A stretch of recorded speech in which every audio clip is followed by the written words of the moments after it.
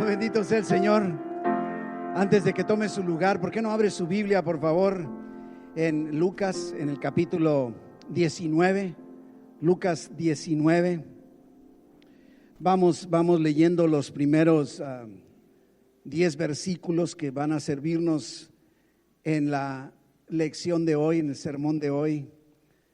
¿Está conmigo? ¿Ya tiene su Biblia ahí? ¿Sí? ¿Todos? Habiendo entrado Jesús en Jericó, iba pasando por la ciudad. Y sucedió que un varón llamado Zaqueo, que era jefe de los publicanos y rico, procuraba ver quién era Jesús, pero no podía a causa de la multitud, pues era pequeño de estatura. Y corriendo delante, subió a un árbol sicómoro para verle, porque había de pasar por ahí. Cuando Jesús llegó a aquel lugar, mirando hacia arriba, le vio y le dijo: Zaqueo, date prisa, desciende, porque hoy es necesario que pose yo en tu casa. Entonces él descendió a prisa y le recibió gozoso. Al ver esto, todos murmuraban diciendo que había entrado a posar con un hombre pecador. Entonces Zaqueo, puesto en pie, dijo al Señor: He aquí, Señor, la mitad de mis bienes doy a los pobres, y si en algo he defraudado a alguno, se lo devuelvo cuadruplicado. Jesús le dijo: Hoy ha venido la salvación a esta casa, por cuanto él también es hijo de Abraham, porque el Hijo del Hombre vino a buscar y a salvar lo que se había perdido. Oh Padre Celestial, te damos tantas gracias por tu palabra. Gracias porque aún dentro de la dificultad en ciertos pasajes para poder comprender, y necesitamos todavía mayor profundidad de tu Espíritu Santo para comprender, hay otros pasajes tan sencillos, tan claros, tan cotidianos como la vida de este hombre a quien tú salvaste hace más de 2000 años. Gracias porque este mismo mensaje es vigente, porque tu palabra es viva y eficaz y cumple el propósito para el cual tú la envías sobre la vida de cada uno de nosotros, Padre, en el nombre de Jesús. Amén, amén, amén. Puede tomar su lugar.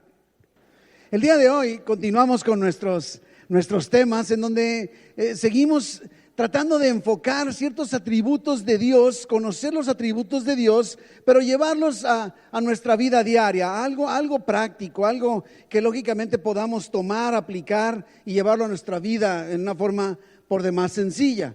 Y el tema que nos ocupa el día de hoy es también otro tema controversial, como lo son todos los temas teológicos y doctrinales, pero no se asusten, no vamos a hablar de teología, no vamos a hablar de doctrina, vamos a tomar la teología y vamos a aterrizarla, a ponerla en algo práctico para nuestras vidas. Y me refiero al tema de la gracia. Hemos escuchado tanto acerca de la gracia, hay mucha controversia.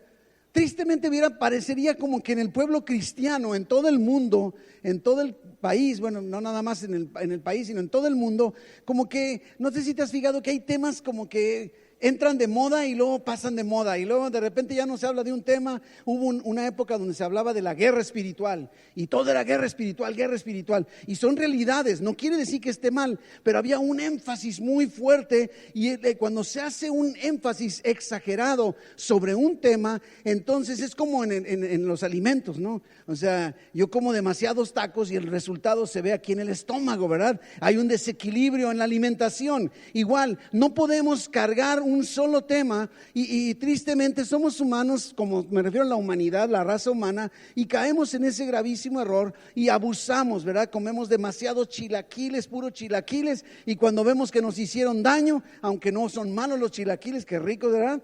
Entonces nos vamos y comemos langosta, ¿verdad?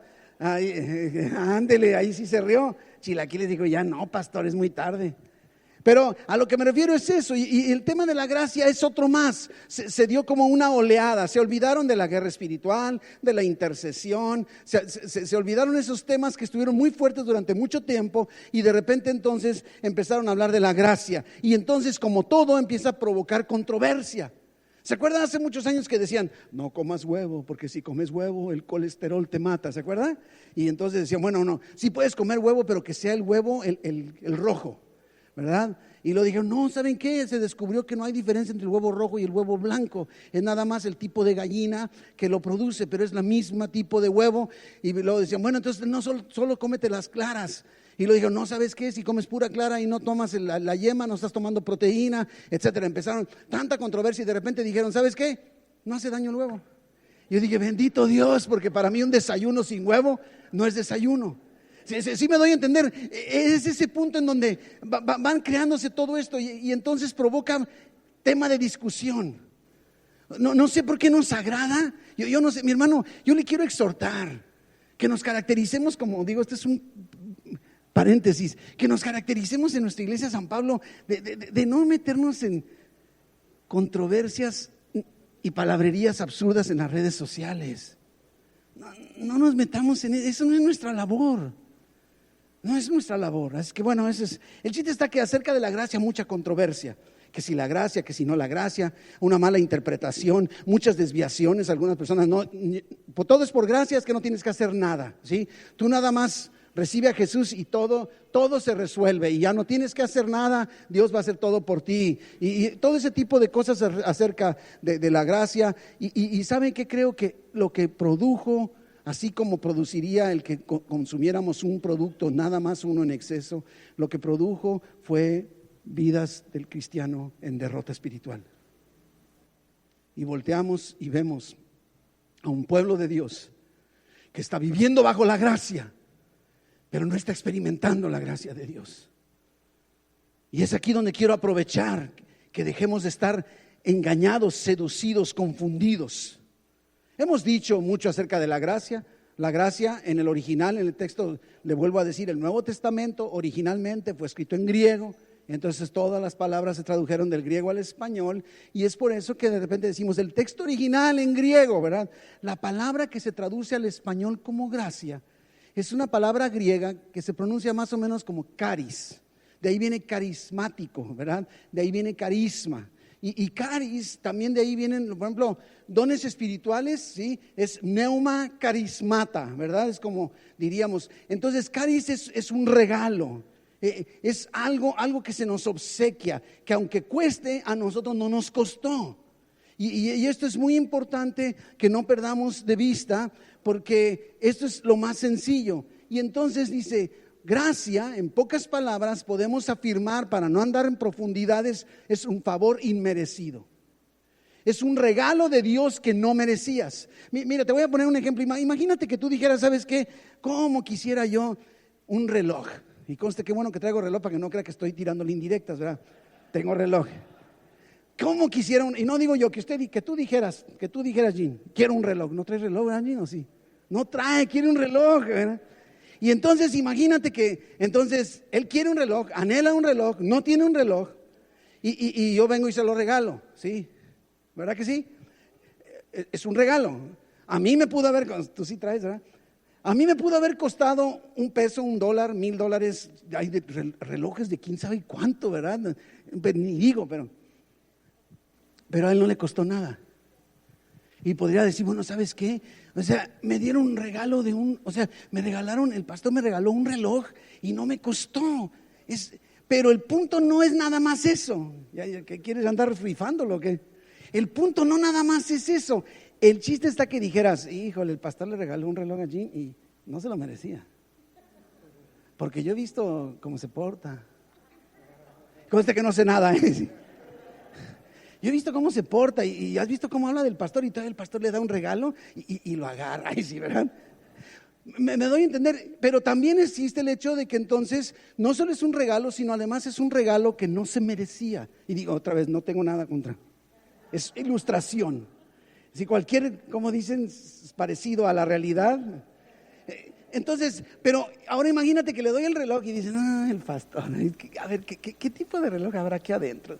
Se me hace que me regalaron uno de esos relojes de los cornflakes, entonces, y ahí lo dejas. Me doy a entender, todos estos conceptos van alrededor del tema de la gracia. Y lo hemos platicado, lo hemos conversado, creo yo que hasta el cansancio también en nuestra iglesia San Pablo. Pero quisiera irme un poquitito más allá. Inclusive, mire, a veces tendemos a revolver los términos entre gracia y misericordia. Mire, misericordia, ¿sí? Misericordia es cuando Dios no nos da lo que merecemos. Eso es misericordia. Mereces la muerte y Dios no te la da. Gloria a Dios por su misericordia. Mereces castigo y no te lo da. Gloria a Dios, es su misericordia. Pero gracia es cuando recibo algo, sí recibo, pero no lo merezco. Yo recibo la salvación y no merezco la salvación. Ese es el concepto de la gracia. Ese es el concepto equilibrado de la gracia. Pero inclusive, si bien es cierto que la gracia es un favor inmerecido de Dios hacia nosotros como pecadores, eso no lo es todo.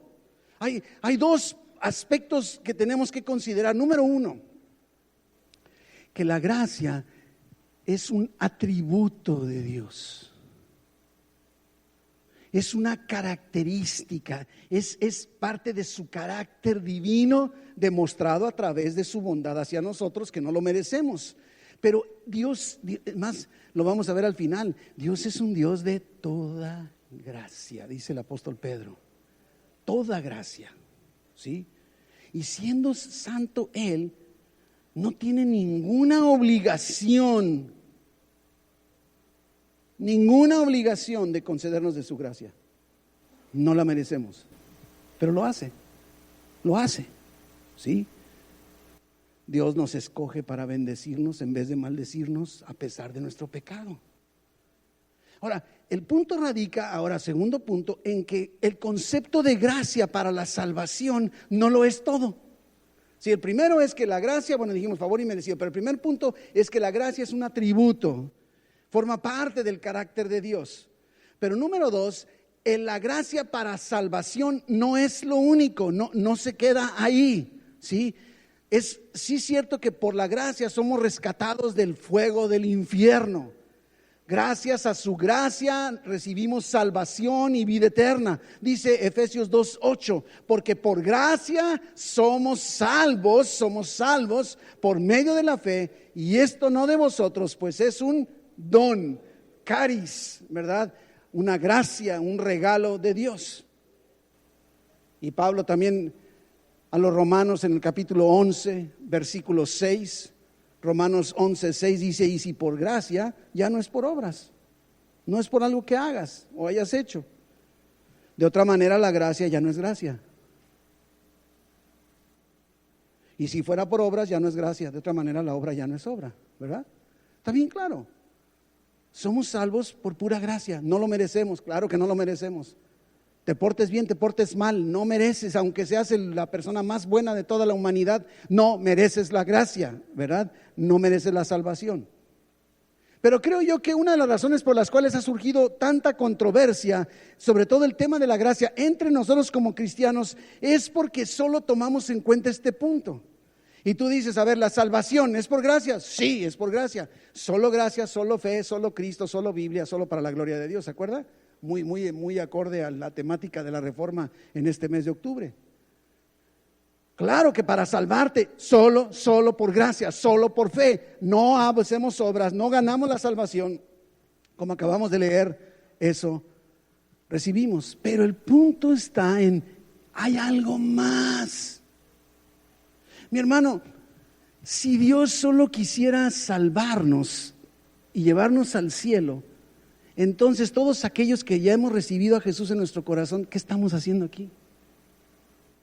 ¿Qué estamos haciendo aquí? Ya vámonos, ya nos hubiera llevado. Ya sé que muchos no se quieren ir, pero sí me doy a entender, es ese punto. Hay algo más que Dios quiere en nosotros, ¿verdad? Y entonces, no que no sea importante, pero diríamos, la puerta o la manera de entrar al esquema de la gracia es precisamente recibiendo de su gracia favor inmerecido para salvación. Pero una vez que hemos creído por fe, no por obras, no hicimos nada, no lo merecemos, ahora tenemos a Cristo en nuestro corazón, y yo no sé tú, pero si yo hoy me muero, yo me voy al cielo. Y si tú tienes a Cristo en tu corazón, tú te vas a ir al cielo el día que Dios te llame a su presencia, o que venga por nosotros en el arrebatamiento de la iglesia. Pero, ¿y luego? Hay mucho más. Mire lo que dice Pablo a Tito 2:11. Observe cómo hay todavía como, y no me refiero a niveles, no son niveles, es siguiente paso. Dice, porque la gracia de Dios se ha manifestado para salvación a todos los hombres. Claro, ¿se fija? La gracia de Dios se ha manifestado para otorgar, ofrecer, poner disponible la salvación a todo ser humano. Nadie queda excluido. Todos tenemos oportunidad de recibir la salvación. ¿Estoy diciendo claro? Pero mire lo que dice Pablo, versículo 12, enseñándonos que renunciando a la impiedad y a los deseos mundanos, vivamos en este siglo sobria, justa y piadosamente. Y nos damos cuenta entonces que vivir bajo la gracia implica no solo obtener la salvación por la gracia, no por obra, solo por fe, sino que hay algo más. Después de que tú y yo, todos los que estamos aquí, que hemos dado este paso de decir, Jesús, ven a mi vida, yo creo en ti como mi Señor y Salvador, confieso mis pecados, recibo tu perdón, recibo tu limpieza, recibo la vida eterna. Aquí estamos, lo hicimos por pura fe. Pero ¿y luego? No dejamos de vivir bajo la gracia. El obrar la gracia sobre nuestras vidas nunca termina. Terminará el día que por su gracia nuestro cuerpo sea glorificado y estemos en el cielo para vivir eternamente con Él. Eso será otro momento. Pero mientras tanto, y es que es una realidad que como cristianos enfrentamos muchas necesidades, muchos problemas, circunstancias. Dicen los expertos que sin importar raza o nivel económico, social, cultural, todos experimentamos ciertas áreas de necesidad, como por ejemplo dicen ellos, todos experimentamos vacío en nuestras vidas. Un vacío que solo Cristo puede llenar. No solo eso, dicen ellos los expertos, que también todos experimentamos soledad. Soledad en nuestro corazón. Y Cristo viene y nos acompaña. También nos dice la Biblia que todos experimentamos sentimiento de culpa, porque somos culpables, pero gracias a Dios su gracia nos ha, ¿se fija? Y también otros dicen que la mayoría también experimentamos en momentos dados miedo a morir. En resumen, todos necesitamos de la intervención de Dios, ¿verdad que sí? Para cualquier área de necesidad, y aunque no lo merezcamos, es ahí en donde la gracia de Dios se manifiesta en su totalidad en nuestras vidas. No nada más para asegurarnos la entrada al cielo. Recuerdo cuando fui joven, porque fui joven, y se nos decía, en la salvación no se trata de comprar una póliza contra incendios. Dice, ya, recibí a Cristo en mi corazón, es como haber pagado mi póliza contra el incendio en el infierno, ¿verdad? No, es mucho más que eso, ¿verdad? No nada más para salvación. Ahora, aquí es donde ahora sí, todo esto fue como una especie de introducción, no se me desespere, vamos rápido, pero encontramos un personaje, la historia de un personaje que ya leímos, Zaqueo, del cual podemos obtener la enseñanza con respecto a lo que quiero transmitirles en cuanto a que la gracia va más allá de nuestra salvación. La gracia no deja de funcionar después de que fuimos salvos, ¿sí? Ese es el punto. Es una historia, como ya leímos, muy conocida por todos. Y en muchas ocasiones nos perdemos de vista. Pensamos que, decimos, es la historia de Zaqueo. Mira, mi hermano, los evangelios se concentran en describirnos a Jesús, no a Zaqueo. Así es que podríamos decir tantas cosas, pero es Jesús el enfoque de este pasaje, no es Zaqueo. Y tenemos que, claro, qué bonito que lo pone a través de un ser humano como nosotros para poder experimentar, ¿no? Entonces es ese punto. Los evangelios tienen el propósito de mostrarnos más y más a Jesús, ¿sí? El punto está, inclusive, es que nos metemos a la Biblia y estamos pensando en nosotros. Somos una sociedad egoísta. ¿Te has fijado? Somos una sociedad egoísta. Pensamos solo en nosotros. El ejemplo clásico, selfies. Cuando yo era joven, las cámaras, tomabas foto y había que llevar el rollo a revelar. Tenías que esperarte a que se acabara el rollo. Inclusive me acuerdo de cuántas fotos compraré, de 12, de 24 o de 30. Y todos los que tienen mi edad se acuerdan, ¿verdad? Sí, pastor. Y los jóvenes, ¿de qué está hablando, pastor? Entonces decías tú, si compro uno de 12, puedo más rápido ir a revelarlo y ver qué pasó. Pero ¿qué tal si necesito 20 fotos y ya me quedé corto? Había que decidir desde ahí qué tamaño de rollo compro. Y cuando tenías que esperar hasta que se acabara todo el rollo. Y no podías desperdiciar porque cada foto costaba. Y luego llevabas el rollo, lo revelaban y te imprimían las fotos. El tamaño que tú quisieras, pagabas extra y te entregaban las fotos. Y en ese momento decías, ¿esta foto para qué la pagué? No servía de nada. Salió chueca, salió movida, salió borrosa. Ahora, en el instante podemos saber, y si no nos gusta, a veces le tomo una foto a mi esposa y me dice, déjame revisarla. Y ya para cuando me regresa mi teléfono ya está borrada. Digo, ¿pero por qué la borraste? Porque no me gustó. Bueno, pues ni modo. Pero normalmente con esas cámaras, ¿qué hacíamos? A ver, ay, mira, me dejan tomar, clic y tomamos la foto, qué suave, ahora que revela el rollo la vemos, ¿verdad? Sí, inclusive al principio los teléfonos igual también, oye, me dejan tomar una foto, qué suave que vinieron, ¿no? Y tomo la foto, y mire, y comparto la foto. No, ahora no, ahora es, a ver, selfie, ¿verdad? ¿Por qué? Tengo que salir yo en la foto, si yo no salgo en la foto, entonces... O sea, tú no eres lo importante, bueno, no ustedes, el importante soy yo. El chiste es que yo salga en la foto. Vivimos en esa sociedad, estamos pensando, entonces vemos a Zaqueo y estamos pensando, pero concentrémonos en Jesús. Zaqueo, al igual que tú y yo, no merece nada. Nada. Es que entremos. Lucas 19, versículo 1. Habiendo entrado Jesús en Jericó, iba pasando por la ciudad, y sucedió que un varón llamado Zaqueo, que era jefe de los publicanos y rico. Jesús, en este tiempo de su historia, de su diario, de su vida, va dirigido con un solo propósito, va a Jerusalén, sabe que ya va a morir. Haga de cuenta, está entre semana y el siguiente domingo, después de este día que estamos leyendo, es Domingo de Palmas, la entrada triunfal. Y el siguiente domingo, resurrección, ¿sí? Para que se ubique en el tiempo, ya está en el final de su ministerio. Y va y pasa por Jericó. Jericó, decían, era la ciudad de las rosas, fragante, inclusive su nombre por ahí tiene que ver como olor fragante, ¿sí? Era un oasis en medio del desierto. Un oasis, a veces se nos olvida. Ahora esta semana que estuvo haciendo un calor estratosférico para Tijuana, yo sé que para los de Mexicali me dirían, ay pastor, yo traía chamarra, ay, sí, ¿verdad? Pero para los de Tijuana estuvo tremendo, parecía castigo de Dios, ay, sí.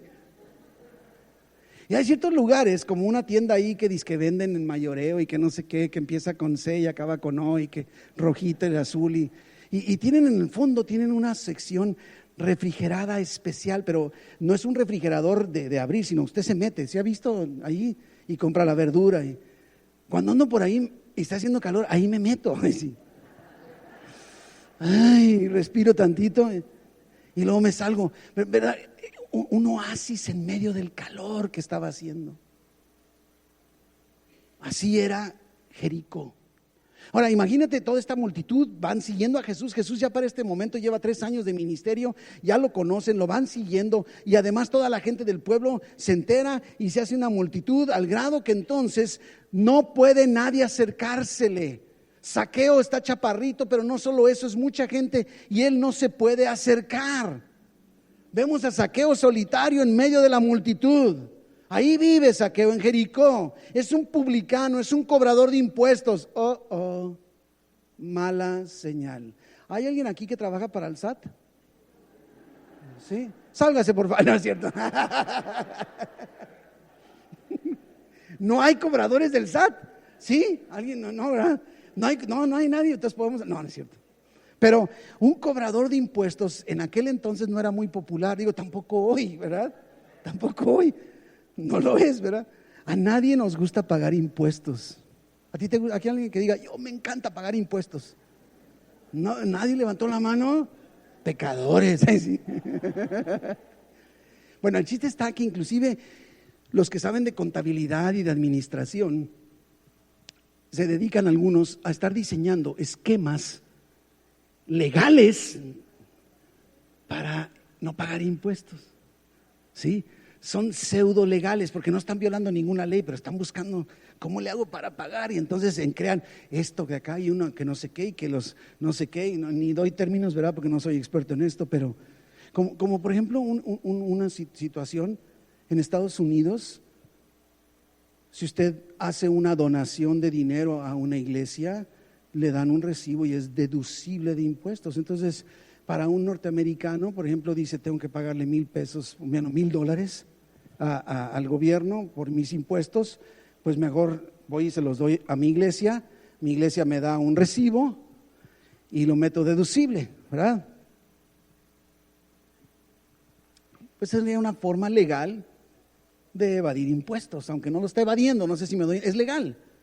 Sí, ojalá vivir eso en México.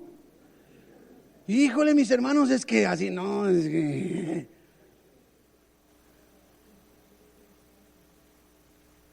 yo me pregunto, si hubiera el esquema de deducibilidad en México, a lo mejor mejorarían las finanzas en las iglesias, en nuestra iglesia en particular. ¿No cree? Pero en los tiempos de Jesús, vamos regresando, un publicano era peor. Era visto por el pueblo como traidor. Mire, el pueblo de Dios, Israel, y el territorio de Israel formaba parte del imperio romano. Vivían bajo la opresión romana. Y lo que hacían los romanos era buscaban a ciudadanos del país que estaba conquistado para que ellos fueran los terceros que cobraran los impuestos al pueblo. Ellos no querían andar ahí batallando con eso. Entonces llamaban a alguno y le decían, ¿sabes qué? Tú te vas a encargar en esta región, vas a cobrar los impuestos y me lo vas a entregar a mí. La tasa de impuesto es tal, me la tienes que entregar, ¿sí? Ese era el esquema que se manejaba en aquel entonces. Y el gobierno romano decía, mira, a mí no me importa cómo le hagas para cobrar. Es más, si quieres cobrar el doble, quieres cobrar el triple, cobra lo que tú quieras. A mí me entregas esta cantidad cada periodo que yo venga y tú me rindes cuentas. ¿Sí? Y entonces, si alguien se rehusaba a pagar, tenían, dicen los expertos, lo número uno, podían recurrir a los soldados romanos, que el romano no se quería meter en eso, pero podían recurrir. Pero tenían una especie de mafia. Usted sabe, así, no quieres pagar, ¿verdad? Lo obligaban, tenían que recurrir, ¿verdad? Si alguien rehusaba pagar, utilizaban otros medios de persuasión. Usted sabe a qué me refiero, ¿verdad? Es que imagínense como mafiosos. Ahora, mi hermano, si tú tomas el dinero de tu paisano y te lo llevas y se lo entregas, aunque sean impuestos, a tu enemigo, eres un traidor. Aquí en China. No solo traidor, ladrón, ratero, ¿verdad? Y Zaqueo era muy bueno para eso. Diríamos, ay, Zaqueo, qué buen ratero eres. Tan es así que eres el jefe de los rateros. Dice ahí que era jefe de los publicanos, ¿sí? No era nada más un cobrador, era jefe de traidores, jefe de ladrones, jefe de rateros. Pues con razón vemos más adelante que la gente se indigna cuando Jesús hace una atención para él. Ellos lo acusaban de pecador, tenían razón. Como también tiene razón la gente cuando me acusa a mí de pecado, cuando te dicen a ti de pecado, porque por cuanto todos pecaron y todos están destituidos de la gracia de Dios, de la gloria de Dios. Mas Dios muestra su amor para con nosotros, en que aun siendo pecadores, Cristo murió por nosotros. De todas maneras, y Zaqueo era culpable, no era una persona decente. Versículo 3, y procuraba Zaqueo ver quién era Jesús, pero no podía a causa de la multitud, pues era chapito, era pequeño de estatura. Y corriendo, fíjese, los ricos no corrían. Delante subió a un árbol, y los ricos no se subían a los árboles, a un árbol sicómoro para verle, porque había de pasar por ahí. Versículo 5.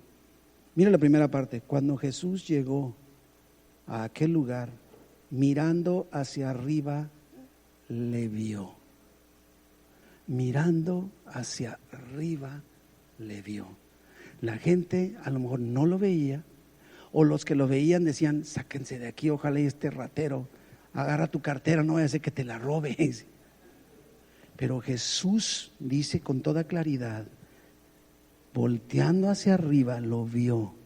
Y te digo, número uno, acerca de la gracia de Dios. Número uno, Zaqueo no merece la atención de Jesús. Zaqueo no merece la atención de Jesús.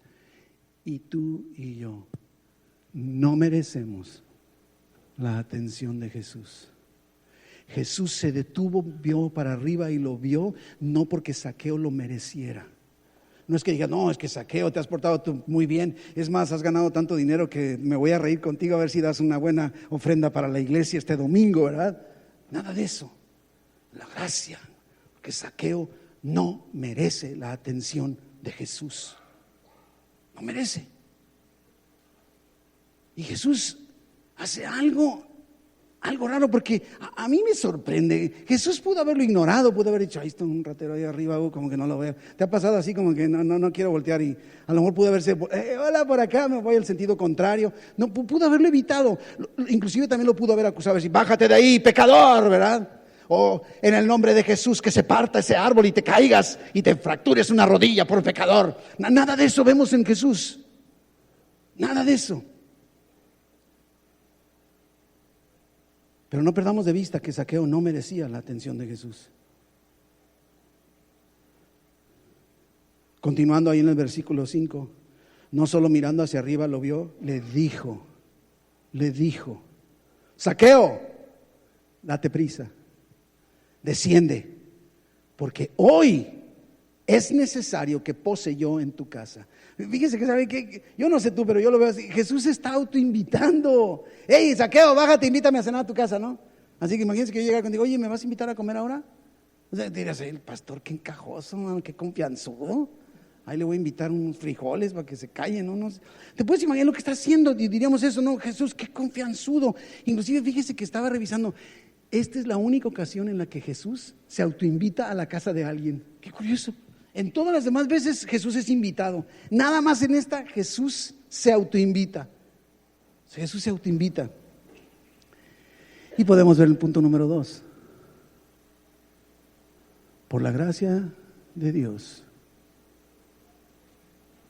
nos resalta que Zaqueo no merecía una visita de Jesús. Yo no merezco una visita de Jesús.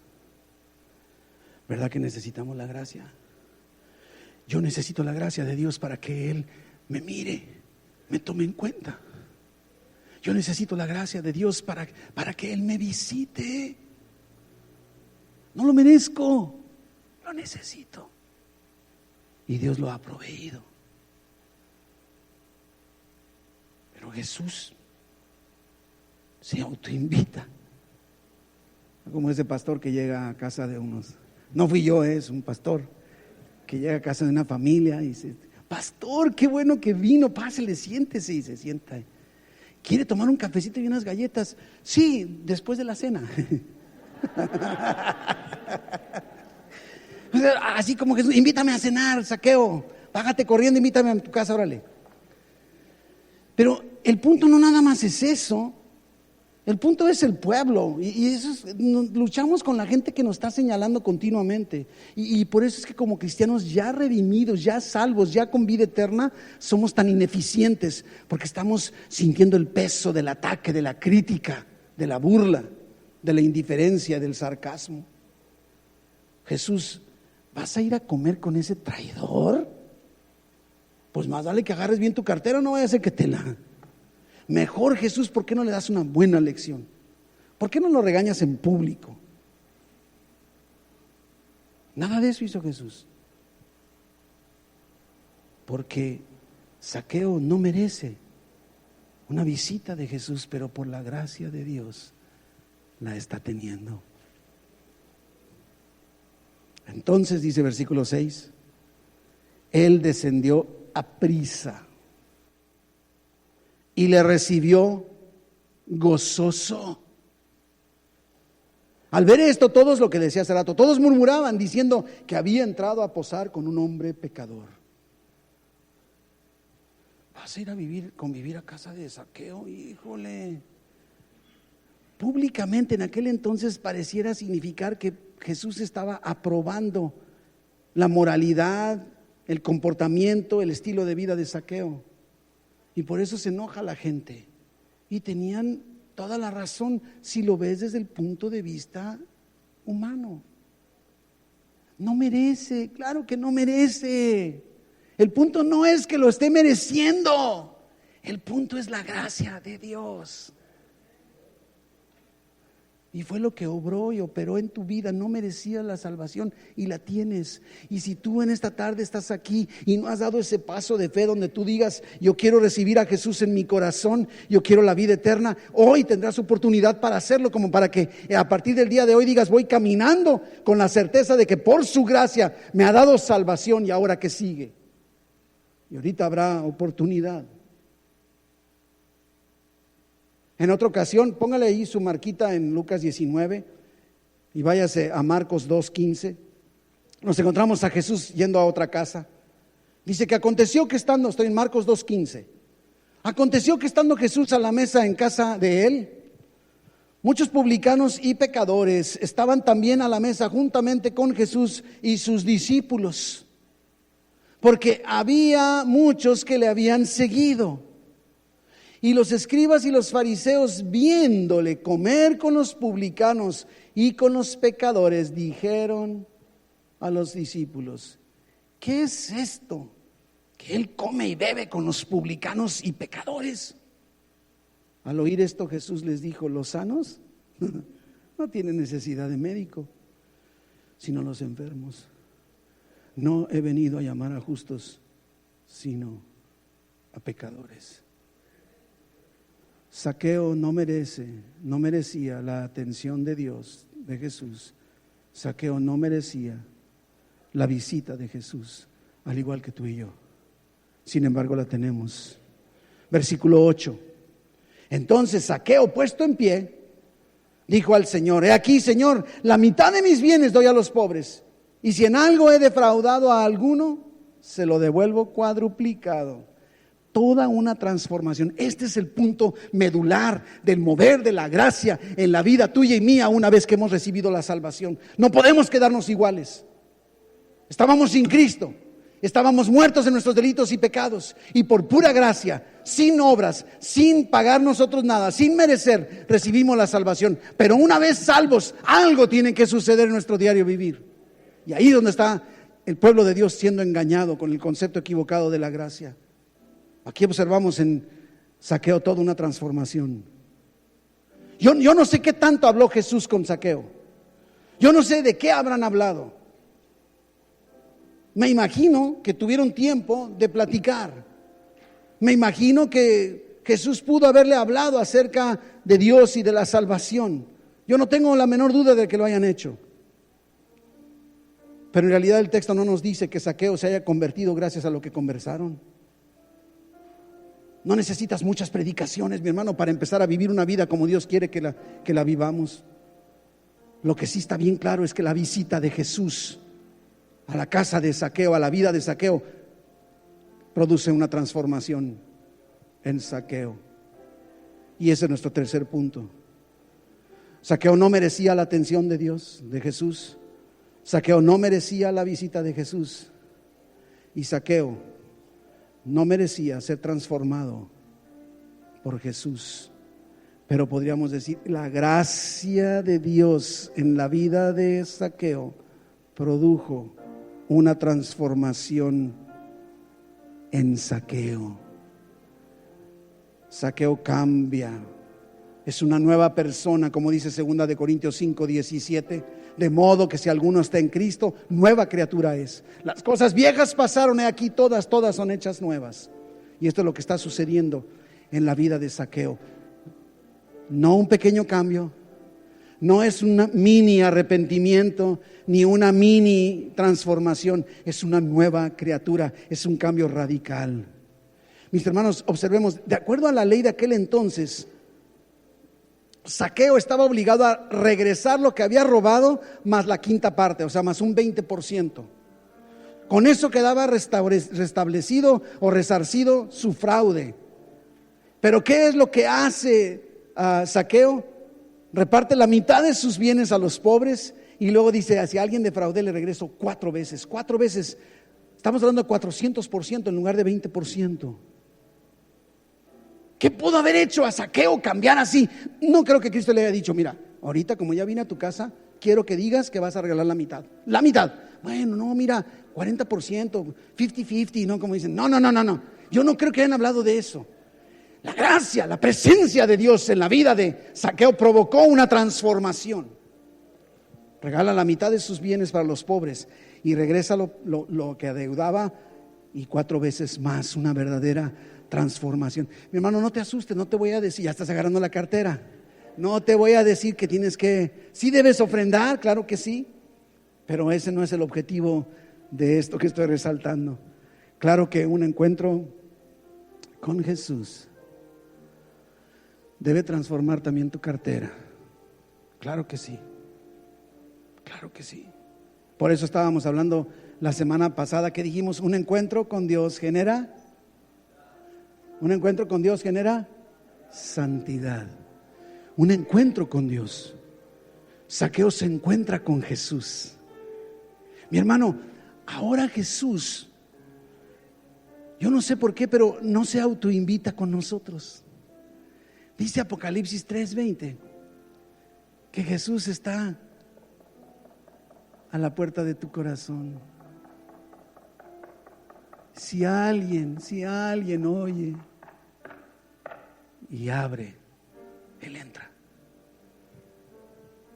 No esperes a que Jesús se autoinvite.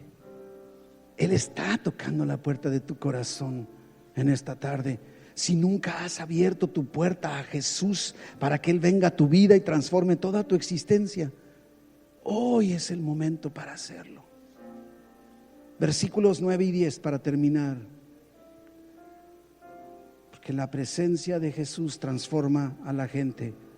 Esa es la gracia de Dios. Tan solo su presencia. Versículo 9, Jesús le dijo, hoy, no mañana, no pasado mañana, no a ver cuándo, no a lo mejor, hoy ha venido la salvación a esta casa. Por cuanto Él también es hijo de Abraham. Porque el Hijo del Hombre vino a buscar y a salvar lo que se había perdido. Un encuentro con Dios produce santidad. Ahora, algo que me sorprende, que Jesús no dice, hoy eres salvo.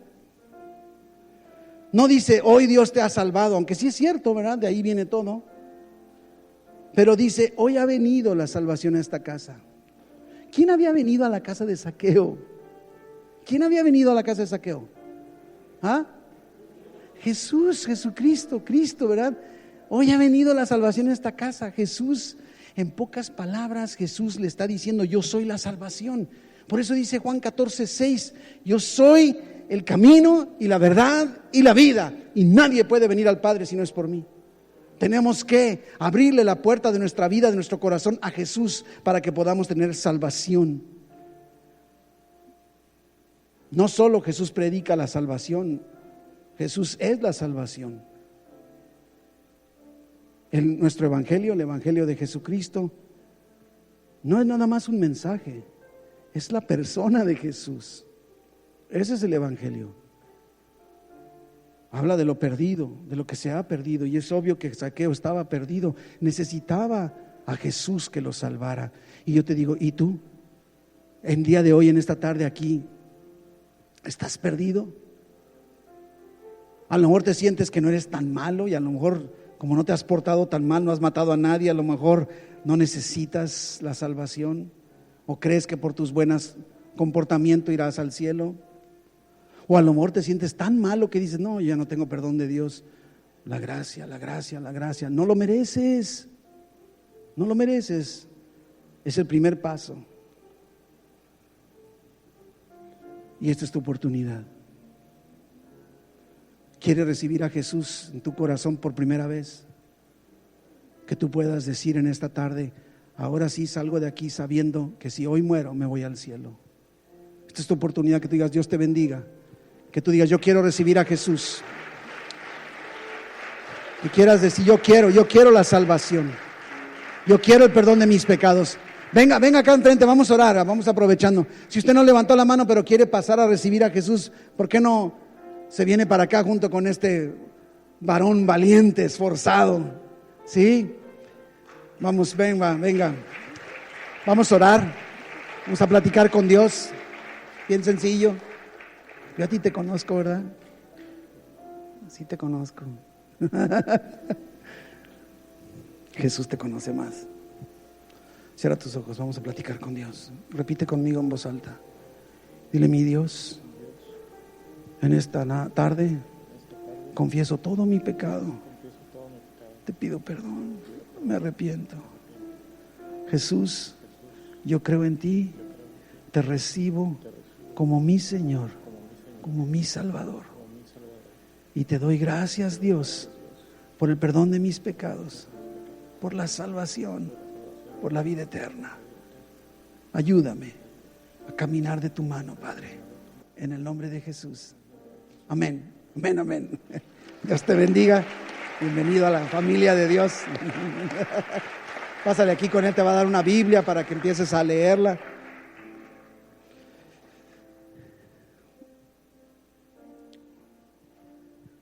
Algo que podemos sacar para la iglesia, para ti y para mí, que ya somos salvos, es una verdad: la gracia de Dios no deja de operar en nuestra vida cuando recibimos a Jesús. La gracia de Dios no termina ahí en este joven, continúa, y la gracia de Dios continúa en la vida de cada uno de nosotros, aun y cuando ya tenemos la salvación. Sí, Jesús vino con Zaqueo, comió, salvó a Zaqueo, pero también transformó su vida.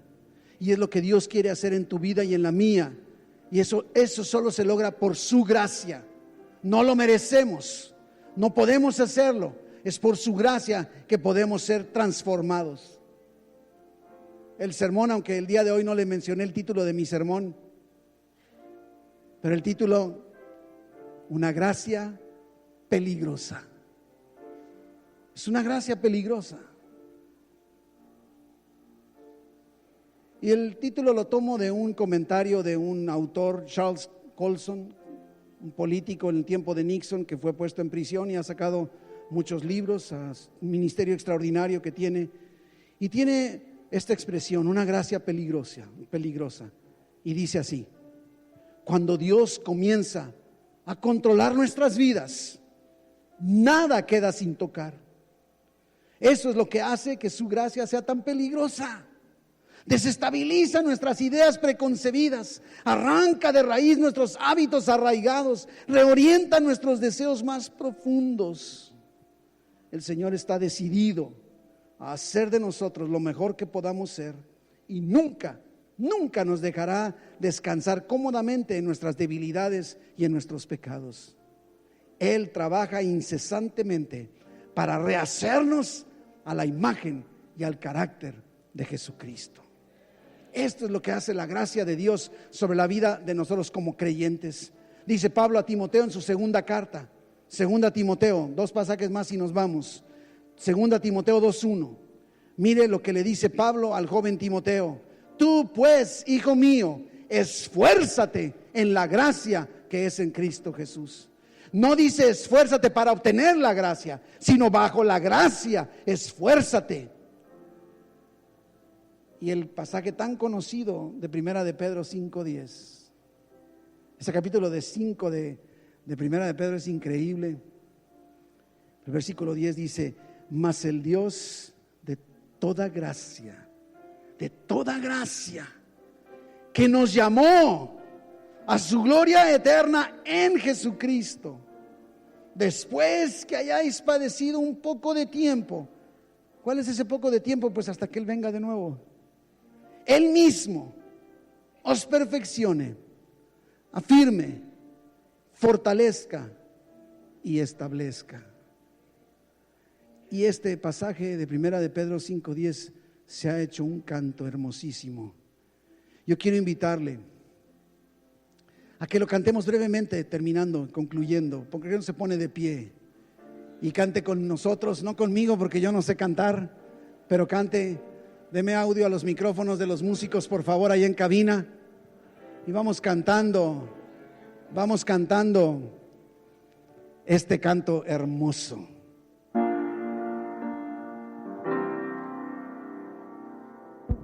El Dios de toda gracia, que nos llamó a su gloria eterna, os perfeccione y afirme, fortalezca y establezca. A Él sea la gloria, a Él sea el imperio por los siglos de los siglos. A Él sea la gloria, a Él sea el imperio por los siglos de los siglos. Amén. A ti, Señor, a ti toda la honra, a ti toda la gloria, porque tú eres el Dios de toda gloria, de toda gracia, Padre bendito. Fortalécenos, transfórmanos conforme a la imagen de nuestro Señor Jesucristo, de tal manera que podamos en nuestras vidas darte la honra y la gloria a ti, mi Dios, en el nombre precioso de Jesús. Amén, amén, amén. Puede tomar su lugar.